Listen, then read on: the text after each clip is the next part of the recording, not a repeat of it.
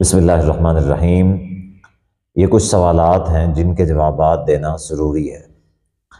پہلا سوال ہے کہ فطرانہ کس کو دینا چاہیے، کیونکہ یہ سوال اس وجہ سے پیدا ہوتا ہے کہ علماء کرام چونکہ کہتے ہیں کہ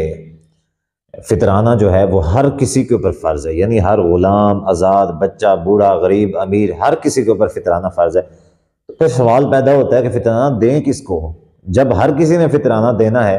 تو ہم پھر کس کو دیں گے؟ تو اس کا جواب یہ ہے کہ حدیث کے اندر نبی صلی اللہ علیہ وسلم نے فطرانے کی جو حکمت بیان فرمائی ہے، فرمایا کہ طہرۃ للصائم، کہ روزے دار کی پاکیزگی کے لیے جو ہے یہ فطرانہ مقرر کیا گیا ہے، وطعمۃ للمساکین، اور مسکینوں کے کھانے کے لیے۔ ایک تو روزے دار کے لیے، روزے دار کے روزوں سے کے اندر جو لغو اور رفث، جو غلط کام اس سے ہو جاتے ہیں چھوٹے موٹے کوئی، تو ان کی کمیاں کوتاہیاں دور کرنے کے لیے اللہ تعالیٰ نے فرض کیا ہے کہ جو بندہ پھر یہ فطرانہ ادا کرتا ہے تو روزے کے اندر جو کمیاں کوتاہیاں ہوتی ہیں وہ دور ہو جاتی ہیں۔ دوسرا جو اللہ تعالیٰ کا مقصد تھا، وطعمۃ للمساکین، کے مسکینوں کے کھانے کا انتظام کرنا تھا۔ اب یہ کھانے کا عید کے لیے انتظام کرنا تھا، تو اس وجہ سے اللہ تعالیٰ نے اس کو عید کے اوپر فرض قرار دیا ہے۔ تو اس سے یہ بات سمجھ میں آتی ہے کہ ایسے لوگوں کو دینا چاہیے جن کے پاس عید کے لیے اچھا کھانا نہ ہو، تاکہ وہ بھی جو ہیں وہ عید کے اوپر اچھا کھانا کھا سکیں۔ تو ایسے جو لوگ ہیں جن کے پاس اچھا کھانا نہیں ہے، تو یعنی غریب ہوتے ہیں،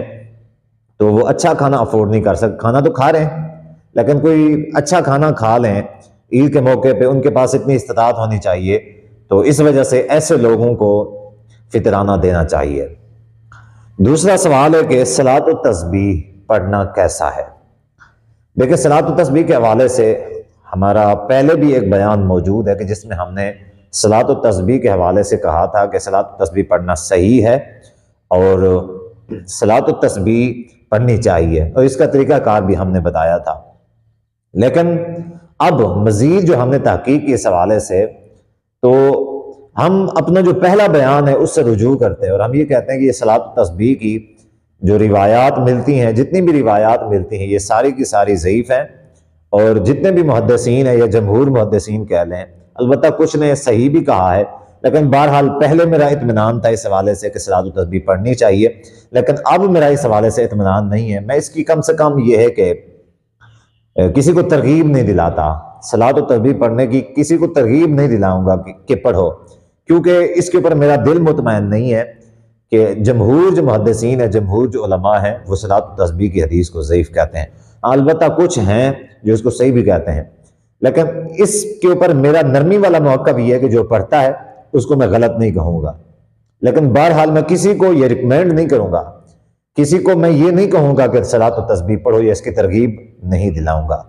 تو بہرحال صحیح بات یہی ہے کہ صلاۃ التسبیح نہ پڑھی جائے، لیکن اگر کوئی پڑھتا ہے تو اس کے اوپر ہم فتویٰ پھر بھی نہیں لگائیں گے۔ یہ جو صحیح موقف ہے وہ یہی ہے، واللہ تعالی عالم بالصواب۔